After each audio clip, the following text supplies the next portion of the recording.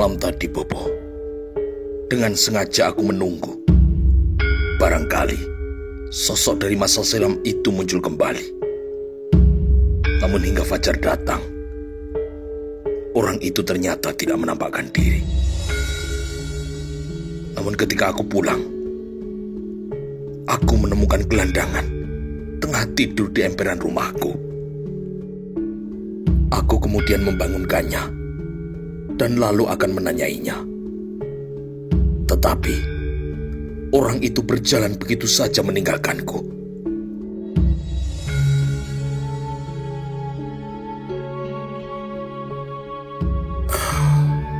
Wajahnya, bagaimana dengan wajah orang itu? Tanya Brahmana Smaranatha. Gajah Mada kini menggeleng. Bukan, Bobo. Ketika orang itu berbalik, wajahnya tiba-tiba saja berubah. Wajah dan penampilan orang itu menjadi penampilan dan wajahku. Sejenak kemudian, wajah itu berubah kembali menjadi wajah Kiai Pawakal. Agaknya, wajah yang selama ini menghantuiku adalah wajah dari Kiai Pawakal saat masih muda. Kesamaan wajah itu menjadi terlihat jelas setelah berubah menua, menjadi wajah Kiai Pawakal yang aku kenal di ujung Galuh. Halaman bangunan yang khusus disediakan untuk para Dharma Dyaksa dan para Upapati itu kini menjadi sangat hening. Setelah merenung beberapa saat, Natendra dan Brahmana Smaranatha kini saling memandang. Wajah Brahmana Smaranatha kini amat datar, tidak ada kesan apapun yang muncul dari permukaan wajahnya. Apakah dengan demikian dugaanku salah, Bobo? Tanya Gajah Mada. Brahmana Smaranatha belum memahami maksud dari pertanyaan Gajah Mada itu. Apa maksud Nak Mas? Balas Brahmana Smaranatha. Aku terlanjur menduga orang itu adalah Ajar Wintyasmerti. Namun ternyata orang itu adalah Kiai Pawakal, jawab Gajah Mada. Brahmana Smaranatha kini mengangguk perlahan. Mungkin dua-duanya, Nak Mas. Gajah Mada kini merasa belum jelas. Bagaimana maksudnya, Bobo? Balas Gajah Mada. Bisa jadi orang yang berpenampilan gelandangan yang mampu mengubah wujud menjadi seperti Nak Mas juga bisa mengubah wujud menjadi Kiai Pawakal adalah orang yang Nak Mas Mahapati curigai, Ajar Wintyasmerti. Akan tetapi bisa juga ia adalah badan halus dari Kiai Pawakal yang menampakkan diri menemui Nak Mas. Jika benar Kiai Pawakal, akan masuk akal ia mengingatkan Nak Mas agar Nak Mas tidak sembarangan dalam menggunakan kemampuan yang kini telah Nak Mas warisi, berkata kini Brahmana Smaranatha. Macan Lewong masih belum juga paham. Gajah Mada mendadak mengisi paru-parunya hingga penuh melalui desah tarikan napas yang amat panjang. Macan Lewong yang tidak sabar kini meminta perhatian. Bolehkah aku bertanya sesuatu, Bobo? Tanya Macan Lewong. Brahmana Smaranatha tidak mengangguk, namun pandangan matanya kini terarah kepada Macan Lewong. Agaknya baik Kakang Gajah Mada maupun Bobo Brahmana tahu siapa orang yang telah menyusup ke istana dengan penampilan sebagai gelandangan itu. Apakah orang itu bisa menjadi sumber bahaya bagi keluarga istana, Bobo? Tanya Macan Lewong. Brahmana Smaranatha kini Tidak, Nak Mas Macan Lewong. Orang itu tidak akan membahayakan siapapun. Walau aku bisa mengatakan, andai kata orang itu mau, tidak akan ada yang bisa merintanginya. Jawaban dari Brahmana Smaranata itu membuat Senopati Macan Lewung menjadi merasa sangat penasaran. Namun Dang Acarya Nadendra sependapat dengan ucapan dari Brahmana yang baru saja datang dari tanah Bali. Gajah Mada, Gajah Sakara, dan juga Pasangguan Gagak Pungol juga sependapat. Andai saja orang yang berselubung teka-teki itu mengendaki, tidak ada kekuatan apapun yang bisa untuk merintanginya.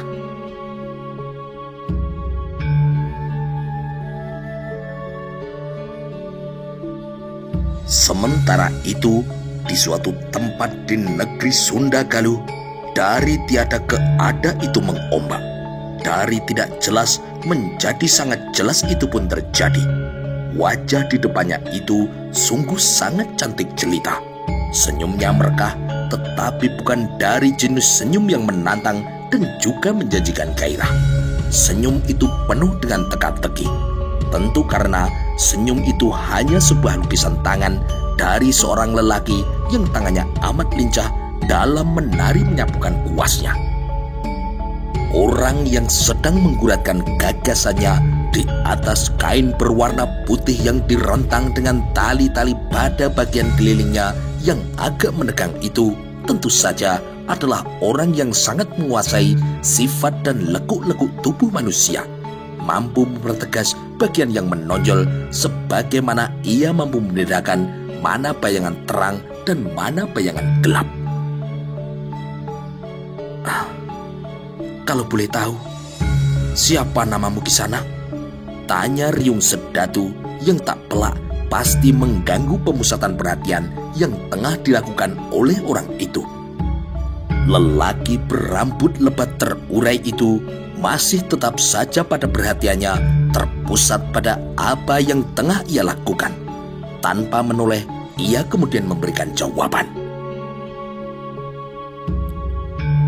Namaku Saniscara, Risang Saniscara Patriwura. Namamu? Balas orang yang sibuk menorehkan gambar yang masih berupa rancangan itu. Setiap kali menghadapi pertanyaan semacam itu, Riung Sedatu selalu kebingungan. Nama asliku atau dari mana aku berasal, aku tidak tahu. Namun, seseorang di alas roban memberiku nama Riung Sedatu. Panggil saja aku dengan nama itu. Bagi orang lain, jawaban yang diberikan Riung Sedatu itu pasti terasa aneh dan akan dikejar dengan pertanyaan-pertanyaan berikutnya. Namun, Saniscara tidak menggubris kejanggalan itu.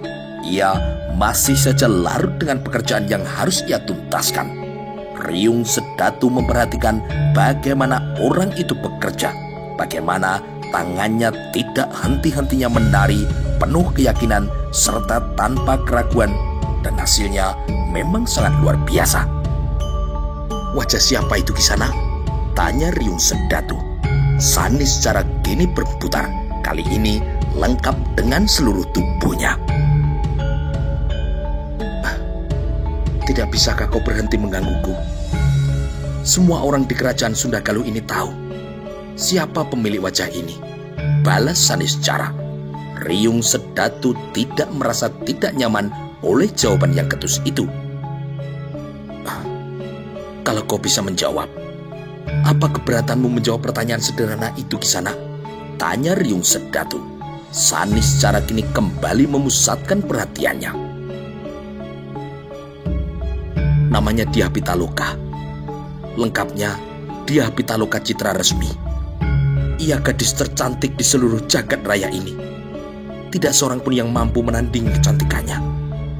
Tidak juga para bidadari di langit, apalagi para gadis yang tinggal di bumi. Di Mojopahit sekalipun, tidak ada yang bisa ngembari kecantikannya. Anak-anak Ratu Sri Kitarya dan anak-anak Ratu Dyahwiyat yang katanya cantik seperti bintang, tidak ada apa-apanya. Tidak akan bisa menandinginya, kata Saniscara. Memperoleh jawaban itu, Riung Sedatu seketika memejamkan mata. Nama-nama yang baru saja disebut lawan bicaranya itu segera menyelinap ke dalam benaknya. Dengan cekatan, Riung Sedatu menelusuri nama-nama itu. Ia merasa pernah mengenal nama-nama itu, akan tetapi upaya penelusuran untuk menguak wilayah selanjutnya ternyata buntu. Riung Sedatu tidak mampu mendapatkan jejak yang lebih terang. "Kau kenapa, Kisana?" tanya Saniscara. Riung Sedatu kini menyeringai. "Tidak ada apa-apa." Tidak ada pembicaraan lanjutan karena Riung Sedatu kemudian memilih diam ketika kepalanya mulai terasa pening dan berkunang-kunang. Risang Saniscara Patriwura bekerja bagai orang yang kepancingan demit. Saat Saniscara menyempatkan memejam adalah dalam rangka mengenang kembali raut wajah yang amat cantik yang pernah dilihatnya. Ingatan atas wajah itu sangat diperlukan untuk bisa menuangkannya ke dalam gambar yang dibuatnya. Saniscara kini semakin larut dan tidak peduli meskipun kesibukannya mengundang rasa ingin tahu banyak orang. Dua orang gadis yang tengah melintas tidak kuasa menahan ayunan langkah kakinya untuk berbelok. "Wah, bagus sekali. Seperti manusia sungguhan," letup gadis yang pertama. Saniscara hanya tersenyum memperoleh pujian itu. Akan tetapi ia tidak berbicara apapun dan tetap memusatkan perhatian pada pekerjaannya. Gadis yang kedua kini menjadi gagap. Ia kehilangan kelancaran bicaranya. "Kau kenapa?" tanya gadis pertama yang kini merasa heran. Bukankah? Dengan terbata-bata ia bicara dan akan menyebut sesuatu tetapi tidak berhasil. "Bukankah apa?" tanya gadis yang pertama. Dengan bersusah payah, gadis kedua yang mendadak menjadi gagap itu berhasil menyebut sebuah nama. Bukankah itu Gusti Ayu Pitaloka?" Jawaban itu mengagetkan gadis pertama dan mendorongnya untuk memperhatikan dengan lebih cermat dan seksama. "Kau benar," jawab gadis pertama dengan jantung yang berdebar dan isi dada yang meluap-luap.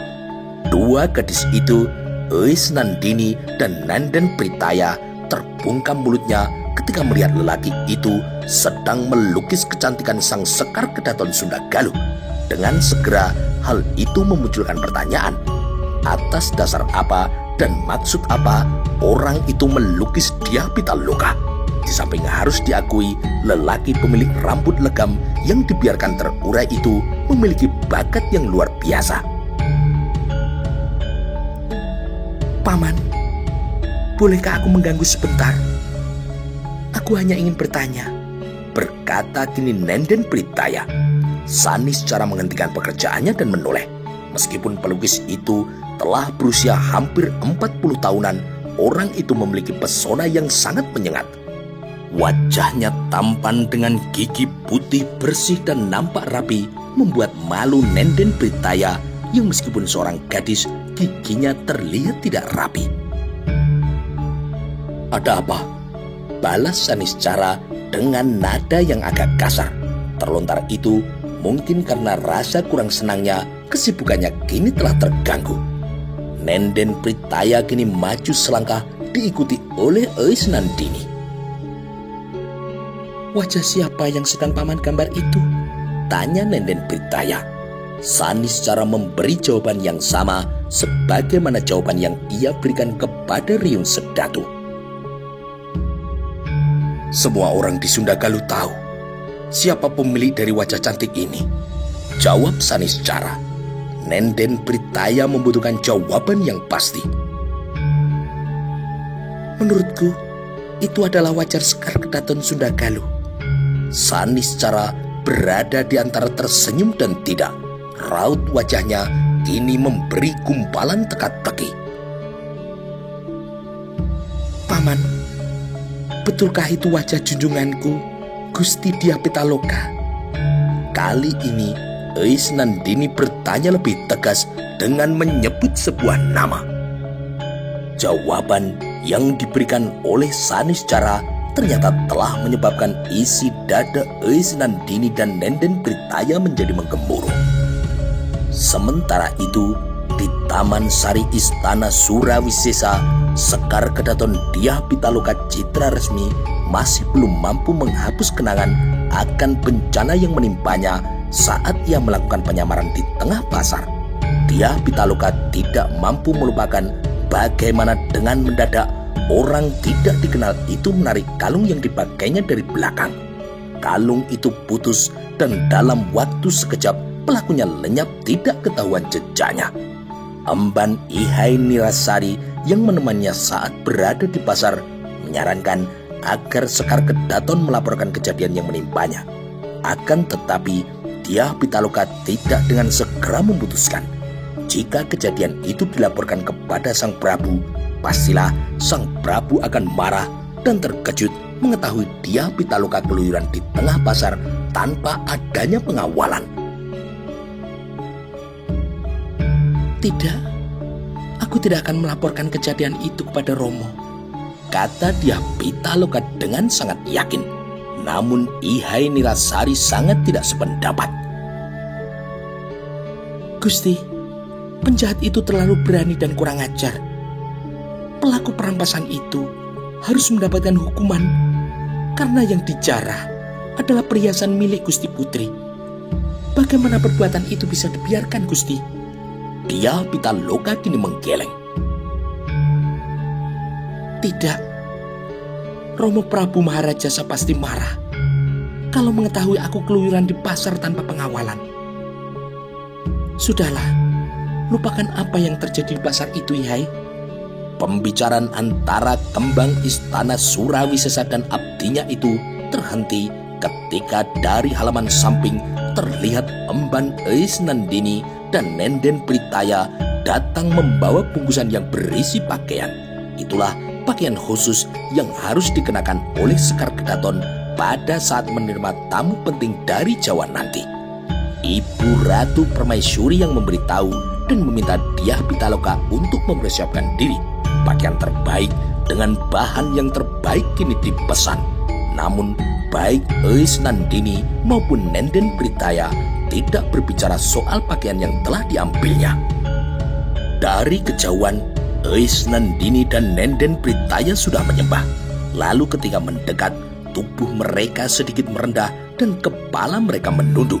Ketika berada dalam jarak yang sudah dekat, mereka kemudian bersimpuh dan akan kembali menyembah. Kedua gadis yang melihat bagaimana Saniscara melukis itu merasa lebih penting mendahulukan melaporkan tentang lukisan yang dilihatnya daripada tugas yang telah dilaksanakannya. Mohon ampun, Gusti. Bolehkah hamba menyampaikan sesuatu? Tanya Nenden Britaya. Dyah Pitaloka segera memangkas lamunannya agar tidak terlalu jauh melayang. Ada apa? Balas Dyah Pitaloka. Mohon ampun, Gusti. Di tepi jalan di seberang istana, hamba melihat seorang lelaki yang mengaku bernama Saniscara tengah melukis. Lukisan orang itu menyebabkan hamba amat kaget dan harus melaporkan kepada Gusti Putri. Karena orang itu mungkin melukis tanpa seizin dari Gusti Putri, kata Nenden Britaya. Dyah Pitaloka merasa laporan pelayannya itu terlalu berlebihan. Kenapa kau ini? Siapapun boleh melakukan itu tanpa harus minta izin kepadaku, balas Dyah Pitaloka. Orang boleh melukis bentuk istana. Orang boleh menggambar bukit dan gunung-gunung yang membayang istana Surawisesa tanpa harus meminta izin kepadaku, balas Dyah Pitaloka. Eis Nandini dan Nenden Britaya kini saling memandang. Mohon ampun, Gusti. Orang itu melukis wajah Gusti Putri. Dalam lukisan itu, wajah Gusti Putri nampak cantik sekali. Orang itu melukis tubuh dari Gusti Putri sedikit berlebihan. Mungkin bisa jadi karena itu adalah latar belakang seleranya. Lukisan itu jauh lebih montok, Gusti. Kali ini Elis Nandini yang berbicara. Dyah Pitaloka Citra Resmi tidak sedang memusatkan perhatian pada persoalan yang dibawa oleh dua emban pelayannya, karena betapa sulit ia melupakan tindakan kurang ajar yang telah dilakukan penjahat yang telah merampas kalungnya. Saat Dyah Pitaloka menelan laporan itu dengan utuh, kagetnya baru muncul belakangan. "Apa kau bilang?" tanya Dyah Pitaloka. "Ada orang yang menggambar wajah Gusti Putri. Hasilnya sebuah lukisan yang amat cantik. Namun, secantik apapun lukisan itu, masih kalah cantik dari wajah Gusti Putri." Nandini kini menjelaskan. Dyah Pitaloka Citra Resmi kemudian bergegas bangkit berdiri. "Siapa nama orang itu?" "Hamba Gusti," jawab Nenden Britaya. Dyah Pitaloka kini menjadi semakin penasaran. "Di mana dia?" "Hamba Gusti, orang itu sekarang berada di seberang istana." "Baik, aku akan melihatnya," kata Dyah Pitaloka dengan tidak sabar. Dyah Pitaloka Citra Resmi kemudian bergegas berganti pakaian sesuai dengan yang dibutuhkan. Dengan jenis pakaian khusus untuk berkuda, Dyah Pitaloka yang semula jelita kini berubah menjadi gagah. Dengan ayunan langkah lebarnya, Dyah Pitaloka melintas ke belakang istana menuju ke kandang kuda. Tidak berapa lama kemudian terdengar derap kuda yang menggetarkan udara. Andai kata Dyah Pitaloka memilih lewat pintu gerbang depan, maka para prajurit yang tengah melakukan pengawalan tidak akan membiarkan Sekar Kedaton itu pergi tanpa perlindungan. Dyah Pitaloka tidak mengambil arah terdekat menuju tempat yang disebut oleh pelayannya. Namun, ia memilih melewati jalan memutar agar tidak berpapasan dengan para prajurit. Ternyata, Dyah Pitaloka yang muncul dari ujung jalan kecil di seberang istana itu tidak menemukan orang yang tengah dicarinya. Tentu saja, Dyah Pitaloka tidak menemukan pelukis yang diceritakan oleh Nenden Britaya karena orang itu telah meninggalkan tempat itu. Dyah Pitaloka Citra Resmi kemudian mengarahkan perhatiannya ke arah kanan dan kiri. Namun di sepanjang jalan itu tidak nampak orang yang diceritakan oleh dua abdinya itu. "Mana pelukis itu?" tanya Dyah Pitaloka kepada dirinya sendiri. Menilik jarak diterimanya laporan itu, tentu saja pelukis itu pergi belum terlalu lama.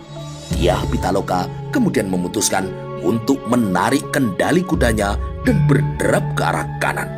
Meskipun seorang gadis, kemampuan Dyah Pitaloka berkuda tidak kalah dari lelaki sebagaimana cara pandangnya ke depan. Ia tidak mau kalah dari lelaki.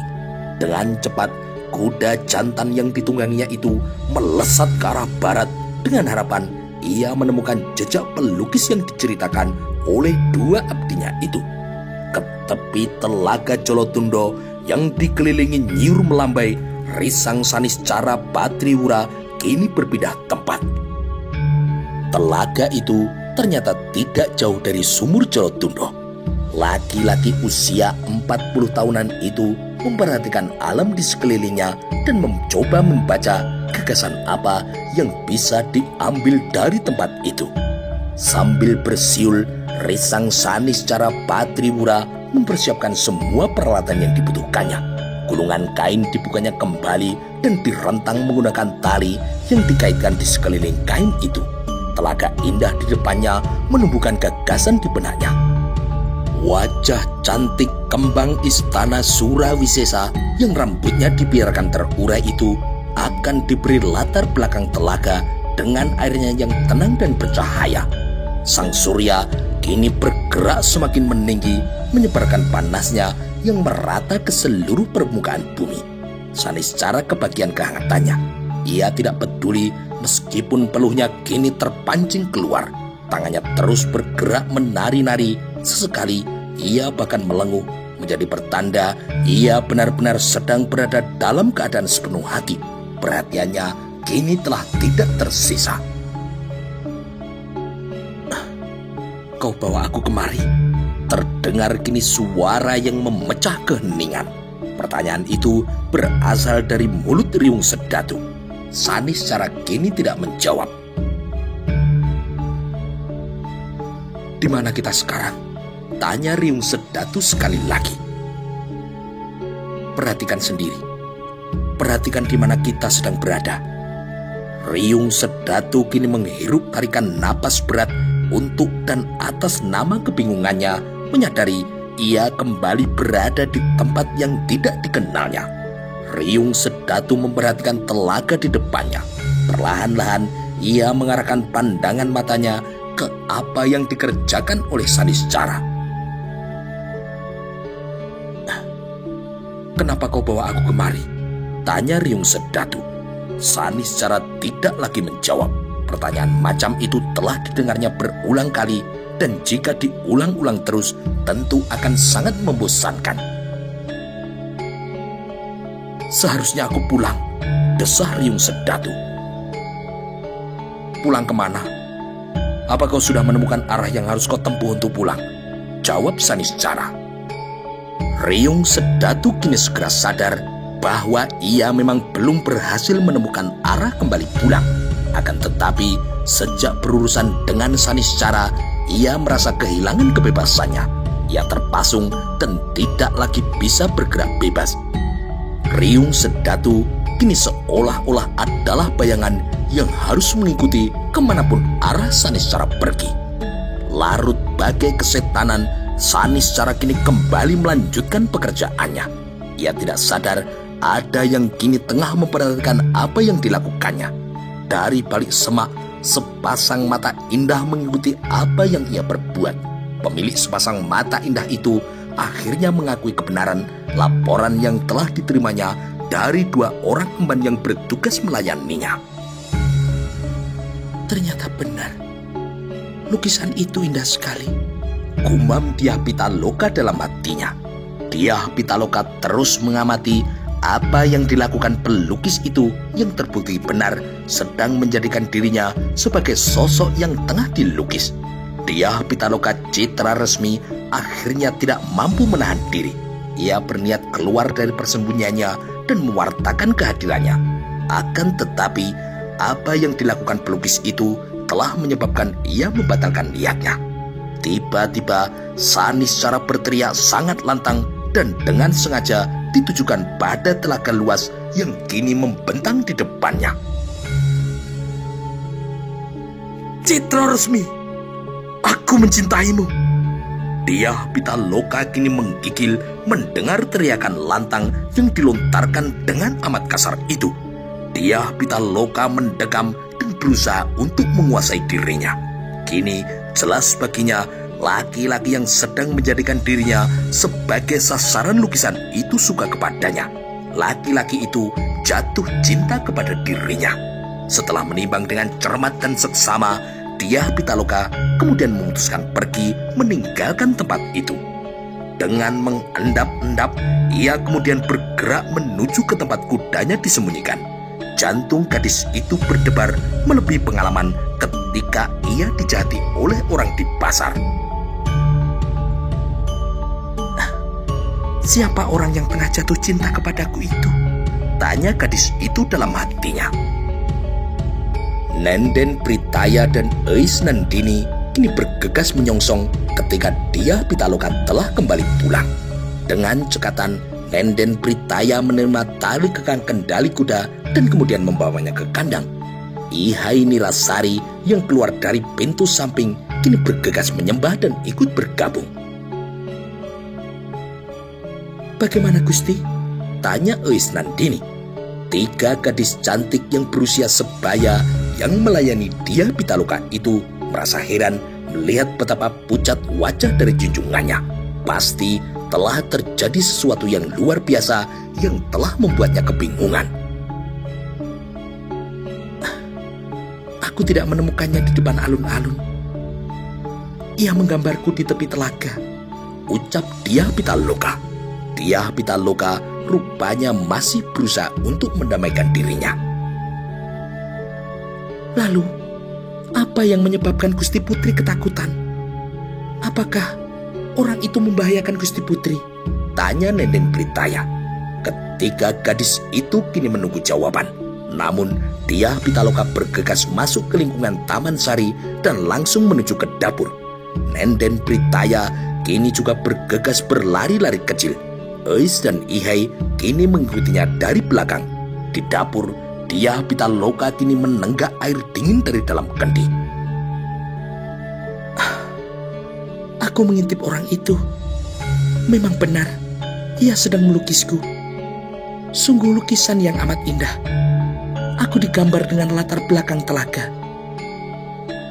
Oleh rasa penasaranku, aku kemudian berniat menemuinya. Tetapi, tiba-tiba ia kemudian berteriak. Teriakan itu sangat mengagetkanku. Benar-benar merontokkan isi jantungku. Dyah Pitaloka kini bercerita. Eis, Nandini, dan Britaya kini menempatkan diri di depan Dyah Pitaloka ketika anak Raja Sunda itu berbalik dan masih berusaha menata degup jantungnya. Apa yang diteriakkan orang itu, Gusti? Tanya Ihai Nirasari. Orang itu berteriak, "Citra Resmi, aku mencintaimu," jawab Dyah Pitaloka. Ruang yang menjadi bagian dari Taman Sari itu kini menjadi hening. Dyah Pitaloka tidak kunjung mampu menguasai dirinya. Teriakan ungkapan perasaan cinta yang dilontarkan oleh orang yang melukisnya itu sungguh sangat menakutkan. Luapan perasaan itu bagai sebilah pisau yang amat tajam yang diacungkan ke lehernya. Jika pisau itu diayunkan dengan kuat, dengan sekali tebas, pasti akan memisahkan kepala dari lehernya. Orang itu menyatakan cintanya kepada Gusti. Tanya Eis Nandini. Dyah Pitaloka memandang Nandini dan tidak memberinya jawaban. Orang itu tidak tahu kalau Gusti Putri di belakangnya. Tetapi jelas bahwa latar belakang apa yang dikerjakannya karena ia jatuh cinta kepada Gusti Putri. Berbinar kini wajah Nenden Britaya dan Eis Nandini. Pengalaman yang diceritakan oleh Sekar Kedaton Sunda Galuh itu sungguh adalah sebuah cerita yang indah. Pengalaman yang pasti akan menyebabkan para gadis menjadi merasa iri. Sudah lama Nandini menunggu laki-laki yang menyatakan cinta kepadanya dan akan menjadikannya istri. Sekian lama menunggu, laki-laki itu ternyata masih belum kunjung datang juga. Gusti Putri, sebaiknya Gusti melaporkan apa yang Gusti lihat dan alami kepada Paduka Raja, supaya orang itu ditangkap dan dijebloskan ke dalam penjara karena telah berani menyatakan cintanya kepada Gusti. Nenden dan Eis kini merasa heran. Ihai Nirasari memiliki pendapat yang aneh seperti itu. Tidak seorang pun di dunia ini yang berhak menghalangi orang untuk menyatakan cinta. Lalu, bagaimana kalau aku menerima ungkapan perasaan orang itu? Apalagi ia melakukan itu dengan kesungguhan hati dan juga sangat jujur. Tanya Dyah Pitaloka. Ihai Nirasari kini terbungkam mulutnya. Dyah Pitaloka Citra Resmi sama sekali tidak menyangka ungkapan perasaan pelukis itu mampu telah membuatnya bingung. Dan yang lebih celakanya lagi, wajah dari pelukis itu kini telah menyelinap ke sebagian besar ruang lamunan yang dimiliki oleh Dyah Pitaloka. Bahkan ia juga telah mampu merampok ruang mimpi dalam tidurnya. Ketika memeluk guling, Dyah Pitaloka membayangkan orang itulah yang sedang memeluk dan dipeluknya. Kakang Saniscara, gumamnya kini menyebut sebuah nama.